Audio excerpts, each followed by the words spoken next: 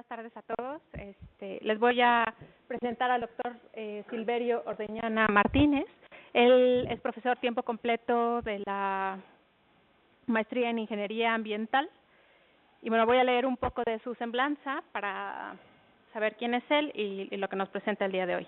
El doctor Ordeñana Martínez estudió la licenciatura de Ingeniería Química en la UAP, realizó su maestría en Ciencias Químicas en la UAP y su doctorado en Ingeniería en Energía en el Centro de Investigación en Energía, actualmente Instituto de Energías Renovables de la Universidad Nacional Autónoma de México, UNAM.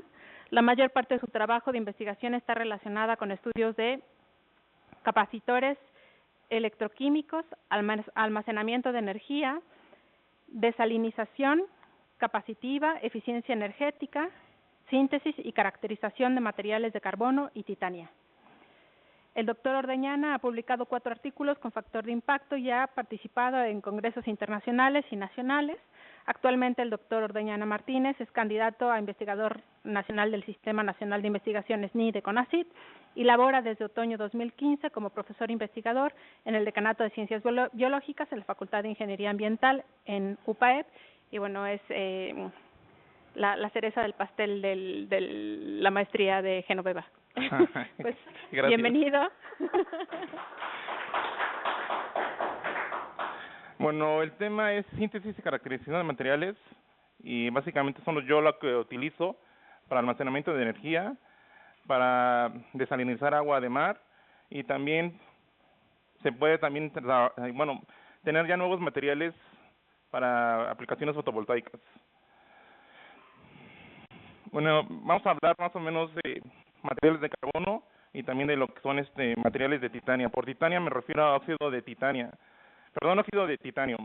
Su nombre coloquial es titania, y por eso es que el título está así. Empezamos con el carbono. El carbono, bueno, vemos que está en el 2, 3, 4. En el 7º lugar de abundancia con respecto al silicio. Es muy abundante en la Tierra. Cualquier materia orgánica la podemos transformar en carbono por medio de un proceso de pirólisis. El isótopo, bueno, el carbono tiene 3 isótopos. El más abundante es el carbono 12 y es básicamente con el que vamos a estar trabajando. Otra de las ventajas que tiene el carbono es que tiene hibridaciones sp3, sp2 y sp1, por lo que me permite que pueda tener enlaces sencillos, dobles o triples. Y de ahí que el carbono tenga una infinidad de alótropos. Por alótropo me refiero a que es el mismo material, el mismo elemento químico que es el carbono, pero tiene diferentes estructuras químicas. En este diagrama vemos básicamente lo que son los 3 principales elementos de carbono. Tenemos el diamante, que serían enlaces sencillos. Tenemos el grafito, que sería enlaces dobles de carbono, y el carbino. El carbino que serían enlaces, si ven, su estructura, sus configuraciones son carbones unidos por un enlace sencillo, un enlace triple, y así se va alternando, sencillo, triple, sencillo, triple. Este material es más duro que el diamante. Y ya dentro de este lado de mi triángulo, aquí tengo lo que son los famosos o los nanomateriales más importantes, los nanotubos o los fluorenos, y en este caso también estaría aquí el grafeno. Las aplicaciones del carbono. El carbono tiene infinidad de aplicaciones. Vemos, desde lo que ya conocemos, hidrocarburos, con todos los que son los combustibles fósiles, metano, carbón y petróleo. También nos sirve el isótopo de carbono 14, nos sirve para poder determinar la antigüedad de piezas. También nos vamos a enfocar a lo que es grafito, para lo que es almacenamiento de energía, diamante para joyería, para también herramienta de corte, y fluorenos, nanotubos y grafeno, que tienen aplicaciones en nanotecnología. El óxido de titanio 4 o titania, tiene infinidad de aplicaciones. Las más importantes son la parte de fotocatálisis, remediación ambiental, celdas solares, sensores de gases, desinfección de espacios estériles, es decir, tengo infinidad de aplicaciones para lo que es el óxido de titanio.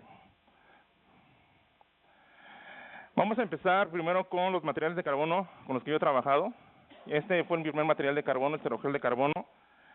El cerogel de carbono lo obtuve a partir de mezclar resorcinol con carbonato de sodio en agua y agregándole formaldehído. Después de hacer esta mezcla de componentes, ajusté el pH a 5.5 y finalmente obtuve una solución, un sol de resorcinol formaldehído.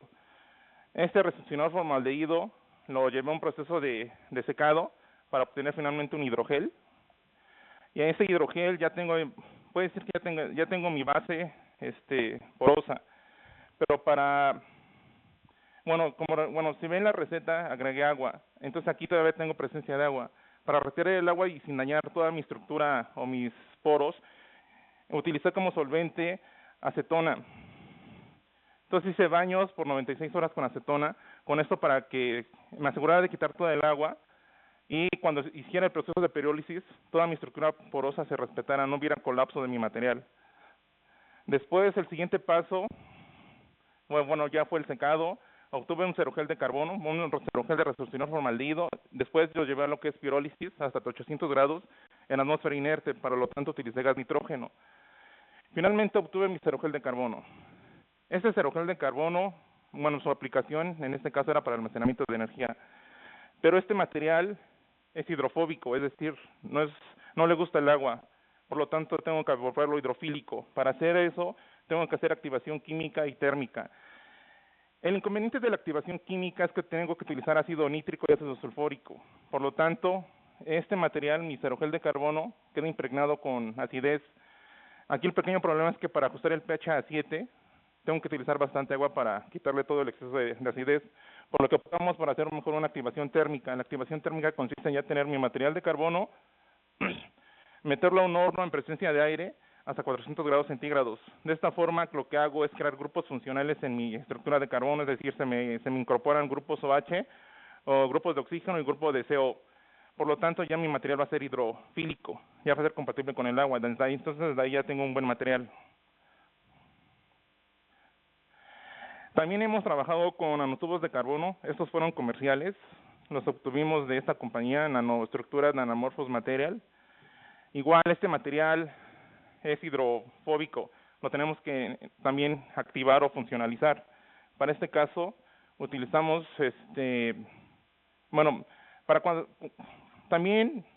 les explico rápido. Para cuando elaboramos nanotubos de carbono utilizamos un catalizador que es hierro. Entonces al final ya tengo mi material que está en nanotubos de carbono, pero tiene presencia de hierro. Lo primero que tengo que hacer es quitar el hierro y lo quito con ácido clorhídrico. Ya que quité el hierro, tengo que activar o ponerle grupos funcionales a mi material. Eso lo hago por medio de, aquí sí serían con baños de ácido sulfúrico mezclado con ácido nítrico. Entonces al final ya tengo material hidrofílico. Igual, este material lo puedo tener en forma de polvo o también lo puedo disolver en una solución y tener lo que son tintas de nanotubos de carbono. En este caso utilizo etilenglicol o tritón, que es un surfactante que me permite que mi carbón se disperse sobre toda mi superficie líquida. También hemos sintetizado, sí lo hemos producido en el laboratorio, titania. La titania la obtenemos a partir de nuestro precursor es isopropóxido de titanio. Lo que hacemos es mezclar con 2-propanol, ácido clorhídrico, y usamos como surfactante polietilenglicol. Y ya de esta forma tenemos una solución de sol gel de titania. La ventaja de esta solución es que podemos ya crear películas delgadas. Esta sería una máquina de inmersión. Aquí tengo mi solución de óxido de titania diluida. Simplemente hago inmersiones y ya tendría mis películas de óxido de titanio. Su aplicación de sería para celdas solares, sería el sustituto del silicio.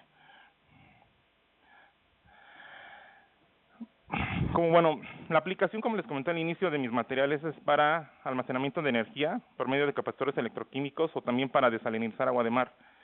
Es el mismo proceso, basarse en un capacitor electroquímico. Como también les mencioné, he utilizado cerogeles de carbono y también he utilizado nanotubos de carbono. La pequeña ventaja de estos dos grupos, ventajas y desventajas, es que, por ejemplo, el cerogel de carbono tiene una gran área superficial, pero esta área superficial, el problema es que es microporosa. Son de bajo costo porque los podemos producir rápido y los materiales son accesibles. Otro problema es que tienen poca conductividad eléctrica. En cambio, los nanotubos de carbono, hace un par de años eran muy caros. Actualmente ya se pueden sintetizar en el laboratorio, pero siguen siendo caros en comparación con el cerogel de carbono. Y su ventaja es que tienen gran conductividad eléctrica y otra desventaja es que tienen poca área superficial. pero esta área superficial, bueno, es el total. El único plus, vamos a ver más adelante, que aunque tiene poca área superficial, la mayoría es mesoporosa y a mí me conviene tener área mesoporosa. Entonces la idea es hacer nanocompositos de carbono, es decir, mezclar mis materiales que son más económicos con los materiales que son más caros y hacer una mezcla de carbones para que tengan finalmente un nanocomposito y mejore las propiedades de ambos materiales. Ese es el principio en el que se basa lo que es almacenamiento de energía y el principio también de desalinización de agua de mar. Consiste básicamente en tener dos electrodos, un negativo y un positivo, al cual aplico una diferencia de potencial. La ventaja que aquí el voltaje que necesito aplicar es de 1.23 volts, o sea que no es nada. Y lo que hago es simplemente una polaridad de cargas. Al aplicar el voltaje, en mi electrodo negativo, todos mis iones positivos se van hacia el electrodo negativo. Y en el electrodo positivo, todos mis iones negativos los va a traer. En este se basa el principio de desalinización. Es decir, si tengo agua con cloruro de sodio que simula el agua de mar, podría usar este sistema, aplico 1.23 volts, simplemente de este lado atrapo el sodio, de este lado los cloruros, y al final ya tengo agua libre de sales. Para poder tener estos materiales, mis electrodos tienen que cumplir estas características, tienen que tener alta porosidad, de preferencia que sea mesoporosa, tienen que tener una capacitancia bueno, se va a dar el fenómeno de doble capa. Este fenómeno que vemos acá se conoce como doble capa, porque tengo mi carga negativa y mi carga positiva, entonces eso ya se conoce doble capa, y la doble capa la tengo tanto en el electrodo negativo como en el electrodo positivo. Tienen que ser buenos conductores de electricidad, tienen que ser materiales que puedan adaptarse a la forma del electrodo. El electrodo puede ser de forma que yo le quiera dar, por lo tanto son materiales flexibles. Son también, la ventaja es que sean materiales baratos, y otro que este proceso, cuando haga, por ejemplo, ese sería el proceso de carga porque estoy aplicando voltaje. Si quito el voltaje, pues ya no tengo la polaridad, entonces mis iones se liberan nuevamente y eso es lo que se conoce como descarga. Entonces esos electrodos tienen que ser capaces de soportar gran número de ciclos de carga y descarga. Y finalmente lo que les comentaba, tiene que ser hidrofílico, tiene que tener amor por el agua. Si no tiene amor por el agua, pues este proceso para que se dé va a ser más difícil o voy a necesitar mucho más, un voltaje arriba de 1.23. Aquí les muestro, bueno, también hemos trabajado con gravedad, hemos hecho estos experimentos a gravedad 1G, lo que es la que estamos ahorita, y también utilizando una centrífuga, y hemos utilizado hasta 13 veces la aceleración de la gravedad. Hemos hecho experimentos aquí, también hemos mezclado, bueno, CS son nanotubos que nos donaron un equipo de investigadores franceses, que los obtuvieron a partir de un horno solar. Tenían su horno solar, tenían su materia orgánica, su catalizador de hierro, y al final obtuvieron nanotubos, pero por medios de energía renovable, directamente del sol, en un horno solar. Y finalmente tenemos aquí la mezcla de cerogel de carbono. En este caso utilizamos nafion. El nafion es un aglomerante y lo mezclamos con nanotubos de carbono. Al final, lo que teníamos que llegar sería un electrodo de este tipo, en donde aquí está depositado mi material de carbono, y al cual lo caracterizo por pruebas electroquímicas que vamos a mencionar más adelante. Igual puedo tener mis dos tintas, ese sería cerogel de carbono con nafion, y en esta la mezcla de cerogel con nanotubos, igual con nafion. Aquí les muestro la centrífuga que utilizamos para simular lo que son 3 veces la aceleración de la gravedad. Y aquí lo que queríamos es que, por ejemplo, nuestro material, que son los nanotubos, viene una buena penetración de mi material de nanotubos sobre mi superficie porosa, que sería el carbón, de cerogel de carbono, pero pues no nos dio el resultado que esperábamos. Para la parte electroquímica, eso es lo que utilizamos. Necesitamos tener una celda electroquímica, que sería el electrodo, el contraelectrodo, que en este caso utilizamos una barra de grafito, el electrodo de trabajo, que es el electrodo que estamos desarrollando nosotros, y el electrodo de referencia, que en este caso fue el de Calomel, porque como utilizamos una solución de cloruro de sodio, tenemos que usar el de Calomel. Si utilizamos un electrolito de ácido sulfúrico, usamos el del electrodo de sulfatos. Y las pruebas que se hicieron fueron voltamperometría, cronopotenciometría y la de impedancia. También los materiales por sí solos, antes de que formáramos el electrodo, se caracterizaron por rayos X, análisis termogravimétrico, isotermas de absorción-desorción, y vamos a ver los resultados más adelante. Bueno, utilizamos aquí 3 aglomerantes, porque bueno, ya tengo mi material de carbono, que puede ser polvo, puede ser una tinta. Pero este material, para que se distribuya uniformemente, tiene que utilizar un aglomerante. El primero que utilizamos fue resina epóxica, que es la que conocemos, que es que viene con los 2 botecitos, que es el catalizador y la resina.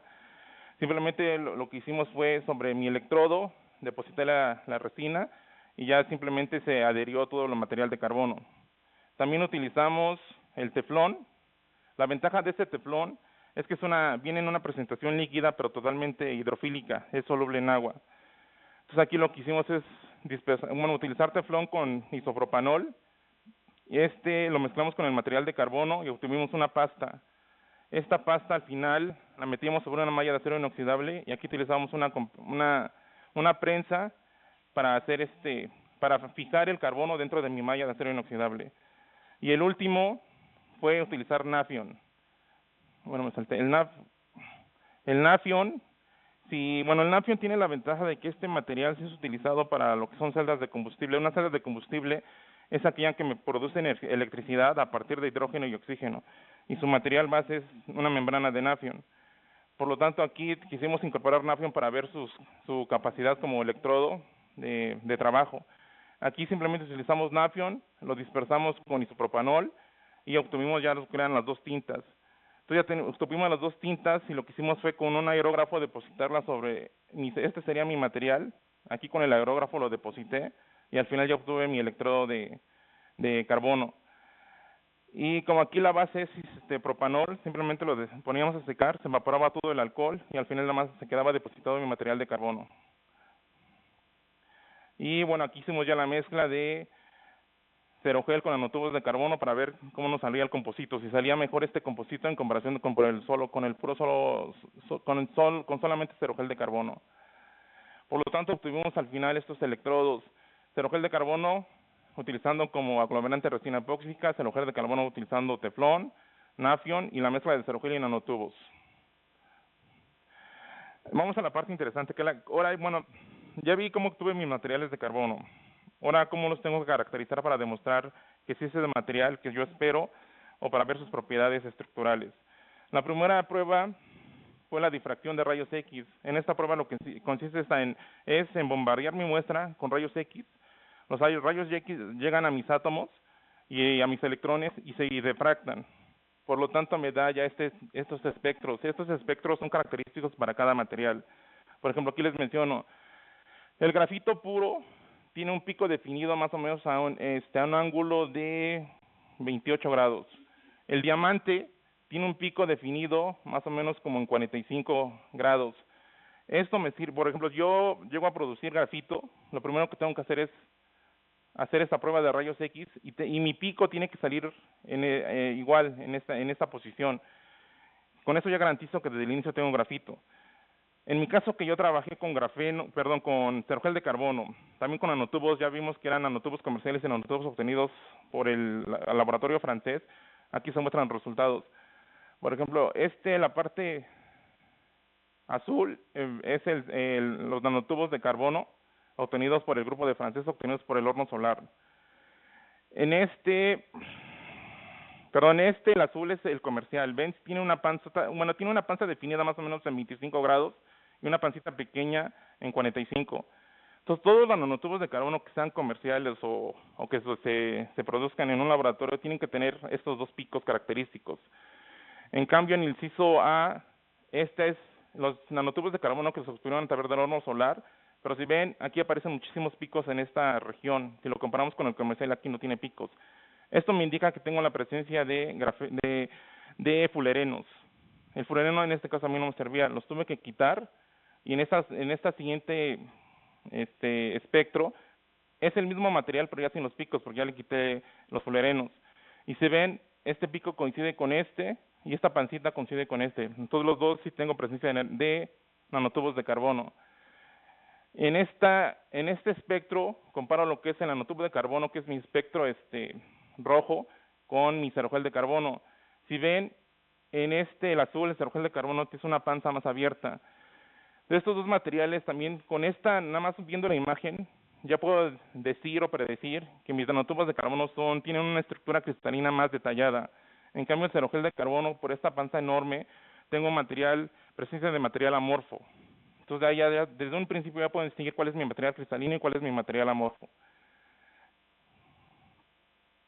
Otra técnica de caracterización muy importante es el microscopio electrónico de barrido, o CEN, por sus siglas en inglés. En ese simplemente lo que hago es, un CEN simula lo que es un microscopio óptico, pero en este caso yo no utilizo luz solar en el CEN, utilizo electrones. Los electrones, como tienen una longitud de onda menor, entonces ya puedo ver a escalas de nanómetros o de inclusive Armstrong, dependiendo de las habilidades del operador. En este caso tengo los nanotubos, bueno, si lo ven, aquí tengo los nanotubos de carbono comerciales. En esta también, en la B, tengo lo que es mi ceniza solar. Y aquí es una imagen característica del óxido de titanio depositado en forma de película.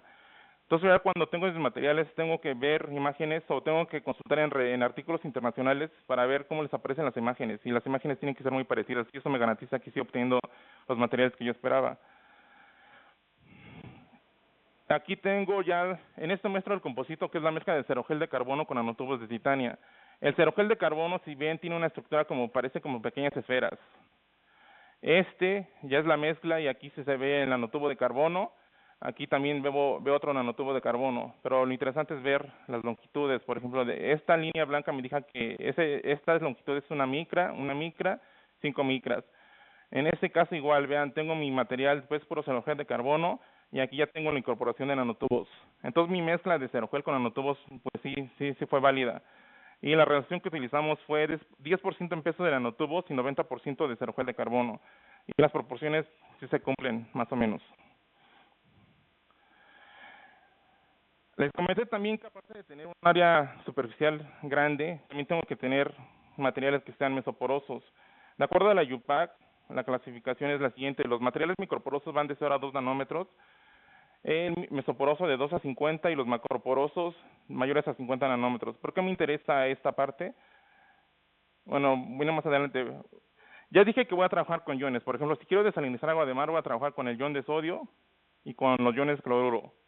Pero estos iones, como van a estar en presencia de agua, van a estar sulfatados, es decir, van a estar rodeados de moléculas de agua. Estos tienen un tamaño más o menos de 2 a 30 Armstrong, por lo tanto me conviene a mí tener siempre materiales mesoporosos porque aquí puedo contener una gran cantidad de esos cationes y de estos aniones. Si utilizo el microporoso, el poro lo voy a llenar de forma inmediata y nomás el material no me va a servir para nada. En cambio, si tengo un material que es macroporoso, pues aquí llegan los cationes y no se van a retener, simplemente no hay condiciones para que se queden ahí atrapados. De acuerdo también a la UPAC, bueno, esto es lo que me arroja un equipo que lo conocemos como un equipo B, básicamente es de análisis textural. Con este equipo puedo determinar lo que es el área superficial y el tamaño de poro y el tipo de poro. Por ejemplo, si tengo esta línea, la de abajo, es un proceso de absorción y la de arriba es el proceso de desorción. En las 4, cuando se me forma este lazo de histéresis, me indica que tengo presencia de mesoporos. Entonces, desde el inicio ya puedo ver si mi material tiene mesoporosos o no tiene esta cualidad. Si tiene esta forma, de que son dos, el lazo de histéresis es casi como, desde aquí se ve ya la forma de cilindro, pues mis poros son de forma cilíndrica. En este caso, si mi proceso de desorción se va abriendo y tiene esta figura, me indica que mis poros son en forma de cuello de botella. Y mis materiales que tengan este proceso de desorción, me indica que tengo poros en formas de rendijas. Es decir, si tengo una pared de ladrillo, mi poro sería toda la parte de cemento. Por eso dice que son de tipo de rendijas. De los resultados de nuestros materiales, los 3, vean, coincide con el tipo H3 y H4. Entonces me indica que tengo poros en forma de rendijas y también es una característica que todos los materiales de carbono presentan. Siempre tienen poros en forma de rendijas. Después de interpretar lo que es la isoterma de absorción y desorción, ya obtengo estos datos. Y lo más interesante, por ejemplo, es esto. El área B total, como vimos desde el inicio, el cerogel de carbono tiene el área B más grande. Pero de el porcentaje mayor corresponde al área microporosa. Los nanotubos de carbono tienen un área de 495, pero toda corresponde a la parte mesoporosa. Entonces ya aquí estoy validando mis hipótesis iniciales. Y también metimos lo que es la mezcla de nanotubos de carbono con cerogel de carbono en la relación 10-90 y vemos que el área queda entre los dos, pero aquí lo interesante es que ver el área mesoporosa con respecto a la microporosa aumentó en cierto porcentaje. Entonces mi mezclar mis dos materiales, ya vi que sí es bueno porque aumento el área mesoporosa, también aumento lo que es el área superficial total. El tamaño de poro lo obtuve con este método de simulación que se viene incorporado en el software y es muy confiable. Me indica que el cerogel de carbono tiene de 1.5 nanómetros, es un material microporoso. Los nanotubos tienen un tamaño de 2.8, eso me indica que mi material ya es mesoporoso. Y la mezcla me quedó en 1.5, entonces esto me indica que siguen predominando más el material microporoso, pero el área mesoporosa aumentó. Y bueno, vamos a ver su aplicación de estos materiales, vamos a ver su aplicación. En este caso vamos a desalinizar agua de mar. Entonces el proceso es este sería mis dos electrodos, el electrodo positivo o negativo. Aquí viene mi solución que simula agua de mar, que es agua disuelta en cloruro de sodio, cloruro de sodio disuelto en agua, y aquí ya más aplico voltaje y ya estoy atrapando los cationes y los aniones. Entonces al final ya tengo agua libre de sales, esa agua ya la puedo utilizar para consumo humano, o al final, dependiendo de la concentración que yo quiera que pase de sales, ya es el agua que le puedo dar en la utilidad que yo quiera al final. Bueno, esta es la celda electroquímica. Bueno, ya vimos cómo caracterizar los materiales desde el punto de vista de rayos X, de Zen y de tamaño de poro y área superficial. Ahora ya tengo mi electrodo, lo voy a caracterizar electroquímicamente. Voy a utilizar lo que es, estas son de voltamperometría cíclica. La voltamperometría cíclica consiste en aplicar un voltaje y el equipo me da como respuesta a la corriente. Un capacitor, en este caso voy a hablar de capacitores. Un capacitor ideal, aquí me daría un cuadrado perfecto. Entonces lo que yo busco en mis materiales de carbono para aplicaciones capacitivas es que mi espectro se simule más a un cuadrado. En esta prueba, en este caso está mi material, lo que es con resina, con teflón y con nafion. De estos tres, al final vemos que el que tuvo mayor capacitancia, por capacitancia me refiero a la capacidad que tiene un material para absorber carga. Si puedo absorber carga, entonces también lo puedo traducir como absorber energía eléctrica. Vemos que mi mezcla de cerogel con nanotubos fue la mayor. Cuando utilicé la resina epóxica, lo que logré almacenar fue 0.1, no es nada. Cuando utilicé teflón, logré almacenar hasta 3 faradios. Cuando utilicé nafion, de 3 subió a 22. Y cuando utilicé la mezcla de cerogel de carbono con nanotubos de carbono, de 22 subió a 33. Me indica que mi material, mi compuesto de carbono, sí resultó bueno. Otra prueba es la de cronopotenciometría. En la prueba de cronopotenciometría lo que yo fijo son las corrientes. Es decir, en este fijo la corriente positiva y negativa es el mismo valor, pero positiva y negativa. Simplemente el equipo lo que hace es empezar a medir, conforme avanza el tiempo, me va midiendo la diferencia de potencial. Y el límite va a ser la corriente que yo fijé, positiva va a bajar, y el límite va a ser la corriente negativa. A partir de esto, utilizando esta ecuación, determino la capacitancia. Y pasó exactamente lo mismo. Cuando utilicé estos serían los resultados para cronopotenciometría. Y si ven, el que siempre gana es la mezcla de nanotubos de carbono con cerogel de carbono empleando nafion. Sí, comparado esta tabla con la de arriba y les obtuve las mejores capacitancias en este caso, con mi nanocomposito. Esas serían las pruebas, los resultados de cronopotenciometría, y eso pasa exactamente lo mismo. Vean, cuando utilicé nada más puro cerogel con nafion, tuve valores de 56 a 58. Cuando utilicé la mezcla de cerogel con nanotubos de carbono, subió de 56 a 70, y esto me indica que, ya son dos pruebas en las que puedo determinar la capacitancia, y en las dos estoy demostrando que mi nanocomposito es mucho mejor, la mezcla de mis dos carbonos que los carbones solitos.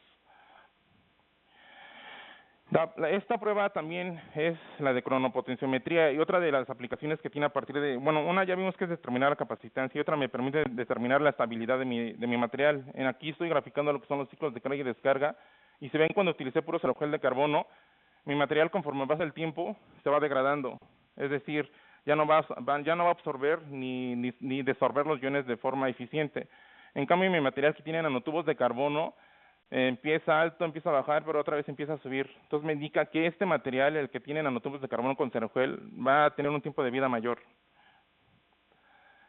Y eso es lo que les comentaba. ¿Por qué me interesa tener materiales mesoporosos? Es por el tamaño de radio de los iones sulfatados.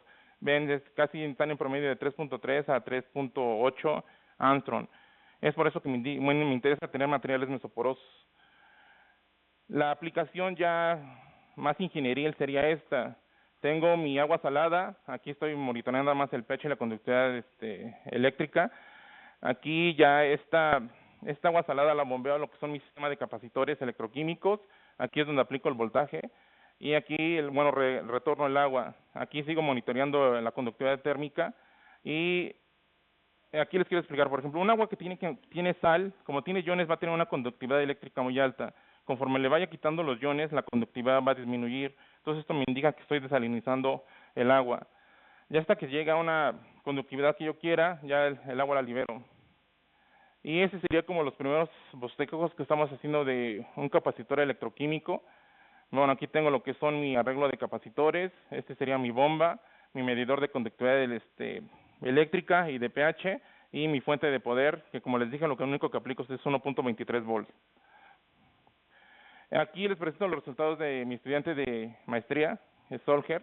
Él lo que hizo fue trabajar con grafeno.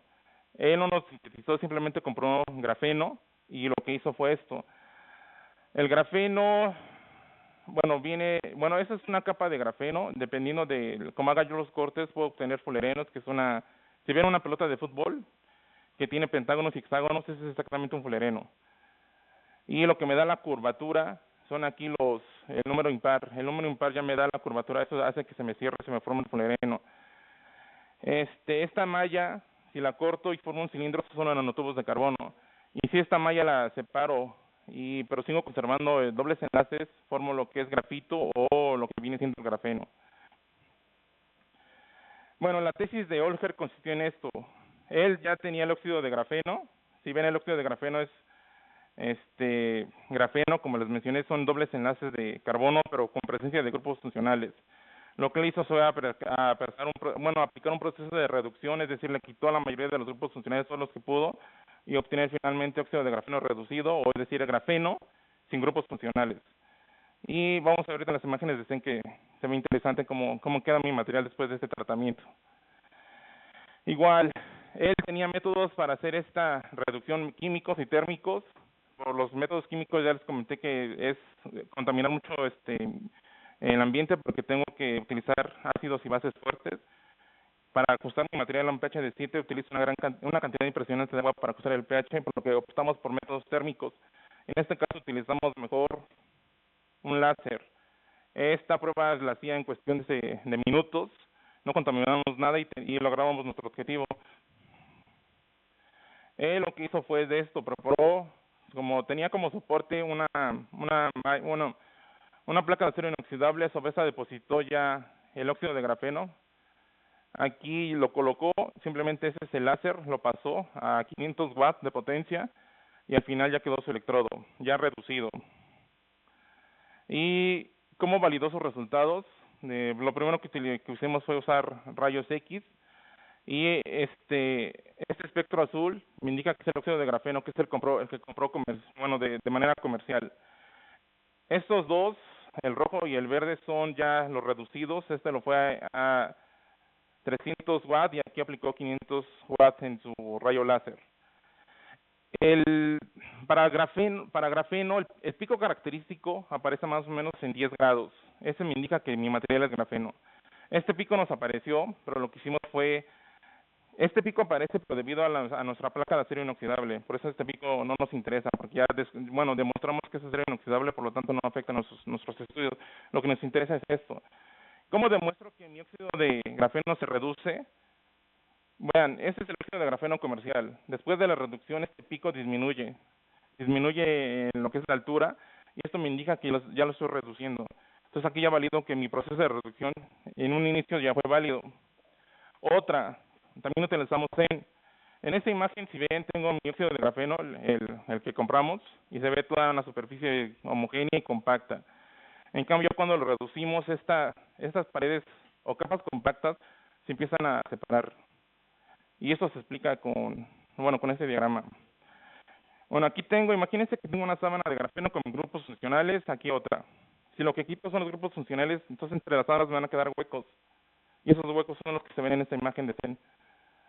Aquí se ven capas compactas, y en vean, las capas ya están separadas y se ven que ya hay muchísimo hueco.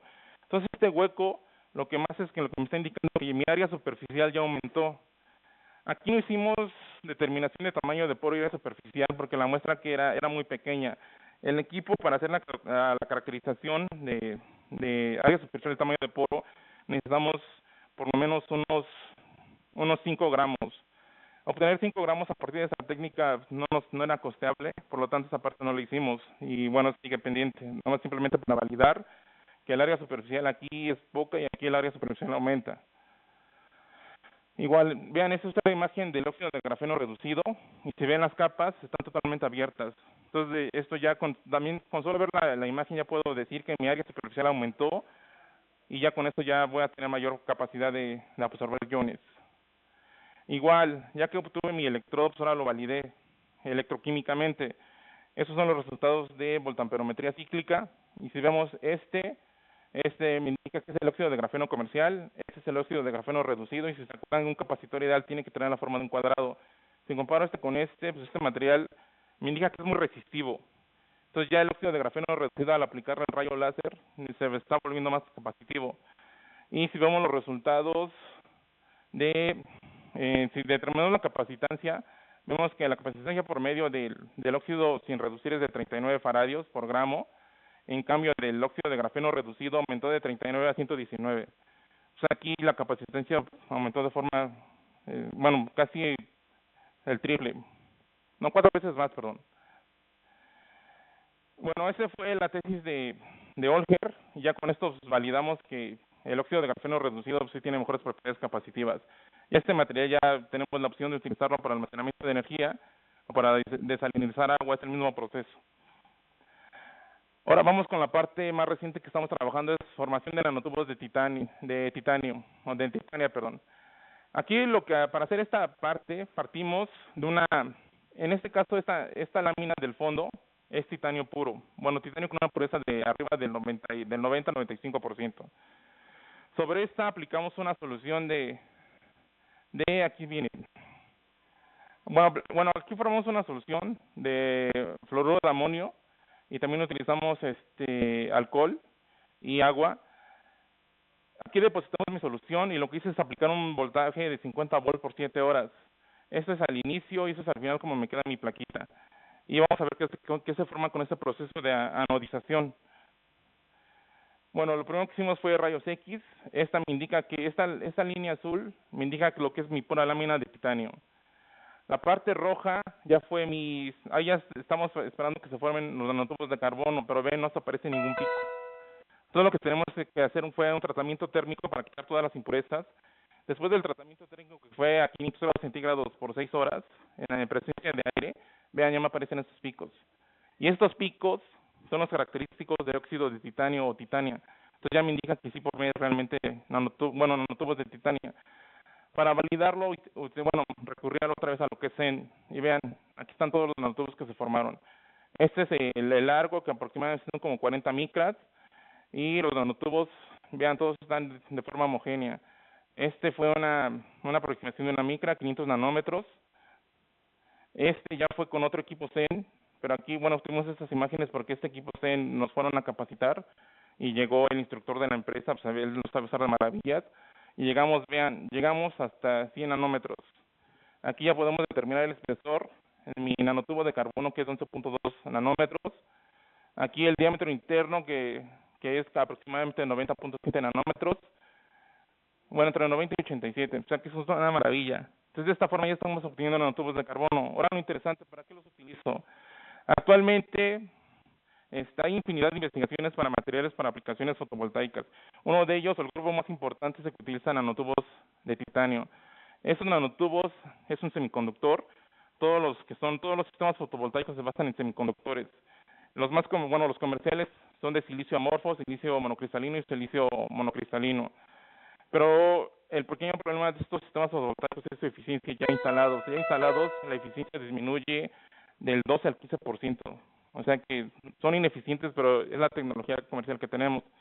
Entonces la idea es ya buscar sustitutos de silicio, y uno de ellos es el óxido de titanio o los nanotubos de titanio. Vean, sí se pueden sintetizar, el pequeño inconveniente son 50 volts por 7 horas, pero pues vale la pena, ustedes obtienen buen material. Y el grupo que lidera es un grupo español, casi ellos publican 2 artículos por mes. Ellos ahí, cualquiera de los estudiantes aquí pueden hacer una estadía allá. Se van nada más lo recibe por un mes y medio, pero en ese mes y medio ya salen con un artículo internacional. Vean, aquí también es otra imagen.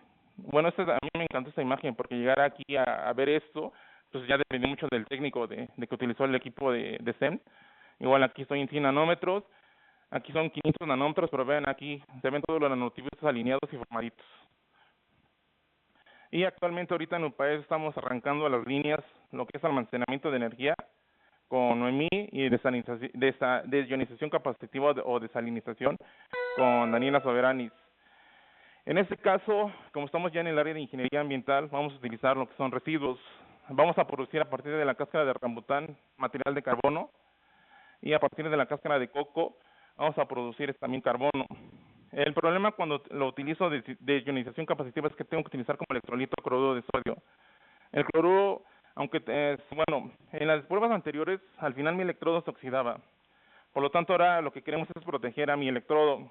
Para eso también vamos a agregar ya que tengamos mi material de carbono, vamos a agregarle nanotubos de titanio, que es un semiconductor, para darle un mayor tiempo de vida útil a mis electrodos. Entonces, están interesantes esos trabajos, y vamos a partir ya de materia orgánica, lo que es basura, le vamos a dar una utilidad produciendo el carbón. Para eso vamos a hacer primero el estudio de formación de carbón con rampas de calentamiento de 3 grados centígrados por minuto hasta 650, 700, 750, 800 y 850 por pirólisis. Vamos a determinar de todas estas cuál es la mejor temperatura en el que tengo el mejor material mesoporoso y que tenga la mayor área superficial. Ya que lo haya logrado, esta parte pues ya me da para un artículo también con factor de impacto, porque todo esto sería una historia de caracterización de rayos X, de BET y de CEN. He obtenido mi mejor carbón, ya me voy a las aplicaciones: almacenamiento de energía o desionización capacitiva. Y bueno, sería todo. No sé si tengan preguntas o tienen que reírse. Sí. Gracias, es interesante ver este trabajo. Yo había visto, digamos, la idea embriónica hace unos 10, 12 años, y ahí habían logrado los investigadores entre 1 y 10 farads por gramo, ¿no? Entonces aquí ya estás hablando de 40, 120, sí. Pero para los laicos en el área, creo que sí, es muy importante dimensionar la importancia de esa capacidad. Si ustedes han visto capacitores en la electrónica o algo, estamos hablando de cosas que se miden en pico, micro, nanofarads, ¿no? O sea, estás hablando de millones y billones de veces más capacidad de almacenamiento de energía, sí, que la tecnología que existe ahorita. Hice el cálculo rápido. Un ejemplo que muchos conocen es la batería de su auto, ¿no? Uh-huh. Para muchos autos estás hablando de unos 500 amperes a 700 amperes para arrancarlo. A los 12 volts que tiene un coche podrías almacenar toda la energía para arrancar tu coche en 1 gramo de material. Okay. Entonces sí, o sea, me gusta, pero también es de mucha importancia que la gente capte, sí, lo impresionante que es ese tipo de logro, muy aparte de los ingenieros que nos impresionamos de todos modos. O sea, imagínense poder almacenar esa cantidad de energía y de manera que no se degrade la batería o sea, las baterías se degradan y contaminan y requieren metales sí, raros, nobles, metales difíciles de obtener, donde China es el productor principal. Sí. del mundo y donde literalmente la química del electrodo cambia. Entonces se degradan sobre tiempo. Aquí estamos hablando de no una batería, sino un capacitor, Sí. donde no estás cambiando No el hay una material, reacción química, sino que simplemente estás es almacenando en sí. su superficie. Es un proceso de polarización, un fenómeno de electrostático. Absorbo y desorbo, pero en ningún momento estoy formando una reacción química. Por lo tanto, esto hace que mi material, su tiempo de vida media sea altísimo, no contamino. Y, por ejemplo, a nivel internacional, ahorita lo que estamos viendo son las energías renovables, ¿no? Ese sería el problema número 1. El problema número 2 es cómo el almaceno. Ahorita el almacenamiento tradicional es por medio de baterías, pero pues como ya mencionó, son contaminantes porque utilizan ácidos. Su tiempo de vida es de 3 a 5 años, o sea que no es nada. En cambio, esta es una alternativa de almacenamiento. Simplemente aquí necesita tener un electrolito, que es cualquier sal disuelta en agua, y ya puedo almacenar energía. Y como les mencioné, el voltaje que necesito es 1.23 volts, no es nada. O sea, su auto es un vehículo de 12 volts, Sí. ¿no? Y lo que está saliendo de la pared son 120. Entonces, la capacidad de almacenamiento de este tipo de cosas es transformativo. Se puede volver algo, por ejemplo, en arquitectura, que se incorpore en los edificios. Este mismo grupo estaba trabajando en, y quizá lo tuyo sea muy aplicable, en incorporarlo en una pintura. Ajá. Para poder convertir la pintura del edificio en celdas fotovoltaicas. Sí. Lo que tenían ellos era que estaban usando polímeros Sí. y silicio y se degrada, ¿no? Entonces les duraba en el sol 3 meses y nadie quiere volver a pintar su edificio cada 3 meses. Entonces ahora si estás hablando de cosas como titanio, Sí. titania, yo creo que puede ser transformativo a este tipo de cosas. Imagínense ahora pintar el edificio, poder almacenar, estamos recibiendo en un día soleado 1000 watts por cada metro cuadrado, o sea, cada hora que el sol, 1 kilowatt-hora, ¿no? Sí. 1 kilowatt-hora de energía, que las mejores tecnologías ahorita nos están dando, que decías, el 15-20% De 3 a 15% de eficiencia. esa energía, y que la tenemos que almacenar de maneras ineficientes, ¿no? Sí. Entonces es literalmente transformativo a todo nuestro panorama y comienza con este tipo de cosas, ¿no? Entonces, muchas gracias. Gracias. ¿Otra pregunta? Sí. Hola, doctor. Buenas tardes. Buenas tardes. Oye, yo soy economista, profesor, Okay. investigador aquí de los posgrados. Fíjate que una de las cosas que nos preocupan, porque me estoy metiendo en estos temas de desarrollo sustentable, Sí. de tecnologías limpias, una cosa de las que más nos preocupa desde el punto de vista económico es qué tan rentable la tecnología pudiera ser para impulsarse. Ese es uno de los principales obstáculos para que se pueda propagar los desarrollos tecnológicos. Entonces, usualmente pues tratamos de hacer medidas de eficiencia, ¿no? En términos, dos cosas que yo veo aquí en el estudio que creo que muy interesantes y quiero saber cuál es tu opinión, doctor. Primero, tenemos precisamente esta tecnología, ¿no? Sí. Que puede convertir el agua salada o agua del mar en agua potable, digámoslo así. Y entonces, esta tecnología, ¿qué tan eficiente es? O sea, es decir, si se conoce hoy día alguna relación entre cuántos litros puede se pueden producir de agua potable en cuanto al uso eficiente de material, o sea, es decir, una medida ahí entre estoy usando esto y puedo convertir agua potable en esto, ¿no? Y otra pregunta que en las aplicaciones que me llama la atención es la producir energía a partir de cáscara carbón, de cáscaras. Que la verdad es que es la primera vez que conozco, bueno, la primera vez que escucho esa fruta, ¿no? Es una... ¿El ramután? Ajá, sí, el ramután es una fruta de Indonesia que la trajeron aquí a México y pegó muy bien en lo que es Tapachula. Ahí creo que es el líder a nivel nacional de producción de ramután y se adaptó perfectamente. Y, por ejemplo, cuando es la temporada de más fuerte, y si tú llegas a ir a Tapachula, pues casi te dicen, pásale al rancho y llévate todo lo que quieras, echando a perder. Efectivamente, en ese sentido, Usualmente lo que hacemos es ver qué tanta capacidad hay de uso de este tipo de cáscara y cuánto podemos obtener de energía por cada tonelada de cáscara, y si es posible que, o sea, es decir, que no nos quedemos atorados en alguna manera porque ya no podemos obtener más de ese tipo de cáscara, ¿no? Es decir, cuánto necesitamos para producir energía, y que tengamos un cálculo, digamos, con esto, para cuántos años nos da, o para cuántos kilowatts de energía nos da, y si es que esa medida la podemos ir mejorando, etcétera, ¿no? Entonces, bueno, estamos preocupados ahí como por esa cosa. Y me gustaría saber tu impresión, tu opinión. Bueno, del tema de desalinización, por ejemplo, las técnicas comerciales o convencionales que utilizan para obtener agua potable a partir de agua de mar, el más utilizado es el método térmico. Simplemente consiste en llenar tu caldera con agua de mar, la llevas a punto de ebullición con 3 grados centígrados, ya el vapor lo condensas, pero ese vapor ya es libre de sales. El pequeño inconveniente es que necesita ahí combustibles fósiles para hacer el proceso de ebullición, pero ese es el más desarrollado. Ahí el país líder que son los países árabes.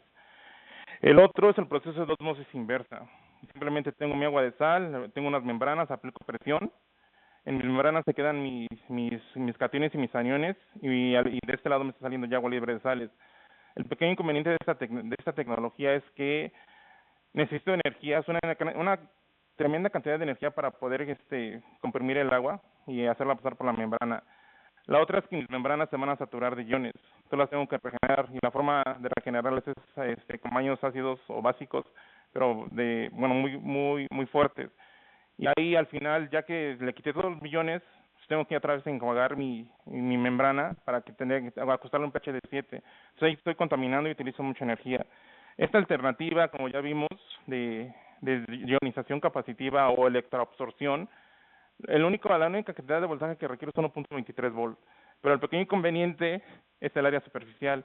Aquí la cantidad que yo pueda estar la cantidad de sal que yo pueda estar quitando va a estar en función del tamaño de mi electrodo y en función de mi área superficial. Pero también contestando a tu pregunta, el país líder que ya domina esta tecnología es Estados Unidos. Ellos ya, incluso el artículo no lo traigo, pero ya tienen ahí un comparativo de estas 3 tecnologías que te estoy mencionando, y esta rebasó a las otras 2 en precio, en el consumo de energía, y ellos ya tienen su sistema totalmente ensamblado. Ellos como que dominan la técnica. Nosotros ya lo que hacemos es probar nuevos materiales, pero ellos ya tienen ya su prototipo hecho. Y también ellos ya presentan, por ejemplo, que si quieres, no sé, para tantos litros por día, cuánta cantidad de material de electrodos necesitas tener para poder realmente sacar ya el agua potable que tú estás proponiendo. Pero si quieres te podemos dar el artículo y ya viene todo bien detallado.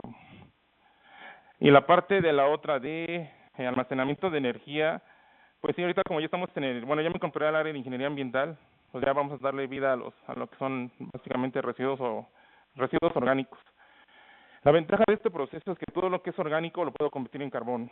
Pero como ya vimos, a mí me interesa al final tener carbón que sea mesoporoso y que tenga una gran área superficial. Por eso vamos a hacer el estudio a diferentes temperaturas para ver cuál es la idónea. ¿Alguien más? Sí. Entonces, para estos electrodos de desalinación, como el área te importa, la rugosidad a nanoescala la quieres alta. Sí. Okay. Que es un poco difícil hacerlo de manera controlada sin contaminar, ¿no? Sin echarle ácidos o devastar las superficies de diferentes maneras. Sí. Cuando estábamos nosotros trabajando recubrimientos, estamos trabajando con autoensambles electrostáticos de polímeros y literalmente controlable con nivel de energía mecánica que se le metía a la solución. O sea, muchas veces estos depósitos ocurren completamente quietos, ¿no? O sea, metes la placa, le haces la electrodeposición y vámonos. Pero nos dimos cuenta que cambiando el ambiente en el que estamos haciendo esto, o sea, metiendo las placas a unos tubos de centrífuga y poniéndolos a moverse mecánicamente, podríamos controlar hasta tener una variabilidad de menos de 10 nanómetros en la superficie, ¿no? Entonces, yo creo que va a ser un área interesante explorar de cómo lograr hacer esto sin tener que meter ácidos para hacer poros en la superficie, o sea, de una manera de que se pueda hacer variable esa superficie desde su formación. Sí, bueno, contestando tu pregunta, nosotros ya optamos por activaciones o funcionalizaciones térmicas. Así ya nos evitamos la parte de usar ácidos y simplemente recurrir a lo que es en presencia básicamente de aire y temperatura, estamos hablando de 400 a 500 grados centígrados. Y en este caso, por ejemplo, igual, por eso es que el primer paso es hacer todas estas pirólisis a esas temperaturas. Ya a partir de ese dato vemos o ya podremos predecir cuál es el mejor material de carbono dependiendo de la temperatura de pirólisis. Y ya con eso ya nos iríamos para seguir los trabajos posteriores, pero la primera parte sería determinar cuál es la temperatura de pirólisis idónea para obtener un buen material de carbono. Pero sí, y en lo que es la parte de activación, sí, ya nos quedamos en la parte térmica. O por ejemplo, en el caso de Olger, que utilizó láser, pues igual ahí también estamos contaminando. No, digo, estaba yo refiriéndome literalmente a la forma mecánica de la superficie, ¿no? Para darte mayor área versus casi parece espejo, ¿no? Entonces, eso muchas veces la gente hace casi trampa, ¿no? Y la hace casi espejo y luego le echa la degrada o algo y la degrada. Pero se pueden generar estas superficies simplemente por cambiar las condiciones en las que las estás armando, y no sabía que si iban a estar ustedes explorando cómo agregarle herbosidad a los electrodos planos que van a estar metiendo. Pues, bueno, en ese caso, bueno, yo también me gustaría hacer las pruebas, pero con el payo láser. Ya que tengo el material de carbono, le aplico el láser. Y ahí ya estaría afectando lo que es la parte de la superficie. Y otra sería, bueno, igual, por ejemplo, ya obtuve mi material de carbono a partir de cáscara de rambuntano de coco, ¿no? Pero es igual, a lo mejor veo que no es muy bueno. Entonces puedo regresarme a lo anterior, usar mis mezclas de carbones para hacer nanocompositos, y en este caso ya le agregaría tal cual grafeno, pero la proporción de grafeno sería menor. Mi carbono soporte sería el que obtenga a partir de esas cáscaras, y el grafeno sería nada más para aumentar la conductividad o mejorar la mesoporosidad. ¿Preguntas? ¿Cómo piensas limpiar la superficie? ¿Mandé? ¿Cómo piensas limpiar la superficie que después del proceso? ¿Cómo? No entendí la pregunta. La superficie, ¿cómo la limpias? Después del proceso con el de desalinización. El tratamiento térmico, bueno, aquí es muy claro. Cuando tengo problemas, por ejemplo, que quiero quitar ya la parte que no me interesa, todo lo que me está estorbando, simplemente con un tratamiento térmico. Y al aplicar un tratamiento térmico, si ese material lo puedo destruir o liberar, y simplemente al final ya me queda mi estructura, que es la que me interesa. Pero igual les diríamos por un tratamiento térmico. ¿Salinización? En ese caso, por ejemplo, como es un proceso electrostático, cuando aplico voltaje absorbo los iones. Para otra vez reutilizar o utilizar nuevamente mi proceso, simplemente quito el voltaje, ya libero los iones, y al final tengo nada más simplemente una salmuera o agua totalmente concentrada de sales. Inviertes polos para que se desprendan. Sí, pero al final ahí es simplemente esa salmuera que es rica en sales, la deposito en otro lado, pero mi objetivo es simplemente producir agua libre. Sí, porque eso se puede separar y aprovechar las sales de ahí. Sí. Eso sería barato. También. Gracias.